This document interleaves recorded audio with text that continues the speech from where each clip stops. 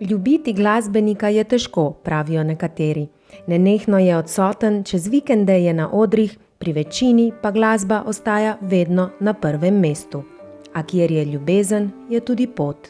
Ful se rada podpirava, pa gledava, pa svetujeva. Kako le ne bi, saj sta Uroš Steklasa in Tjaša Hrovat Steklasa par tako zasebno kot poslovno. Skupaj ustvarjata glasbo, sinhronizirata risanke, nastopata v muzikalih, skupaj sta si ustvarila dom.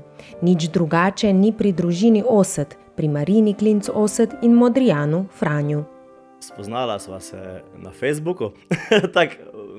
Zdaj prvi stik je bil že mnogo prej, ker smo mi z Modrijani že kar nekaj let nazaj, še v takratnem studiu, v Mirota Klinca, smo takrat Modrijani snemali. Ampak takrat je bila še Marina premlada in premajhna, da bi karkoli sploh lahko kakšna simpatija bila. Sem jo pa slišal že takrat igrati in ona je bila že takrat izjemna pianistka. Do simpatije je potem enkrat kasneje prišlo, še sama ne vem kdaj. Pri vsakem delu, kot tudi pri glasbi, še posebej pri glasbi, je pomembna podpora in razumevanje iz obeh strani, sprejemanje partnerja takšnega, kot je. Prvi nastop, ko je hčerkica prišla zraven in Marina, mislim, to so taki res nepozabni trenutki, se mi zdi, tako kot staršev in hkrati glasbenikov, ti to največ pomeni. Vedno pridejo kakšne zadeve, ponovadi niso to neki veliki konflikti, ampak to nekako probajo pustiti za sabo, tako da se na nastopih to ne pozna. No, veliko lažje pa je, če sta oba glasbenika, oba iz istega področja, priznava večina naših sogovornikov. Tako je razumevanje večje in težave se lažje rešujejo.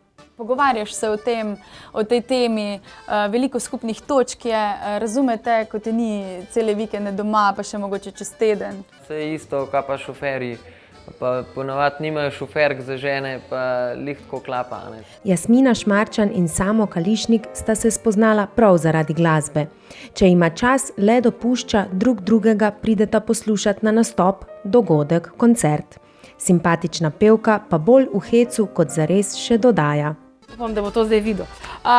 Mislim, da jaz večkrat prijam njega poslušati kot obratno.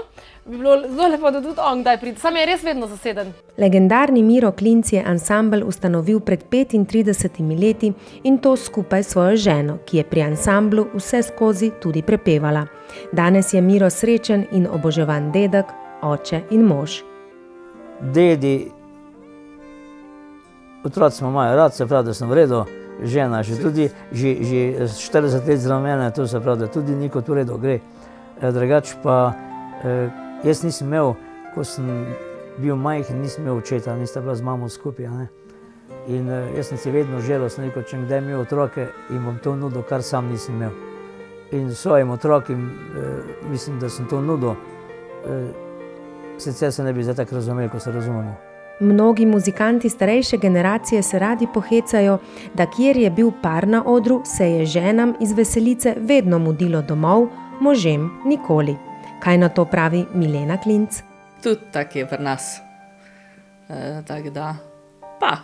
Pa reče, kak je fajn, da si me spravila domov.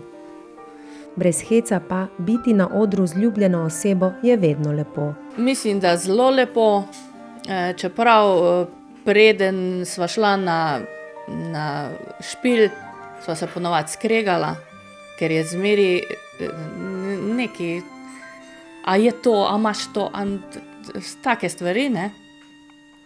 Ampak, ko greš domov, pa tudi na odro, ko to fajn zazveni, je pa to, ne? Ljubezen ne izbira. Ljubezni je vseeno, ali je kdo glasbenik, odvetnik ali trgovec. Ljubezen samo je, brezpogojna, čista in lepa.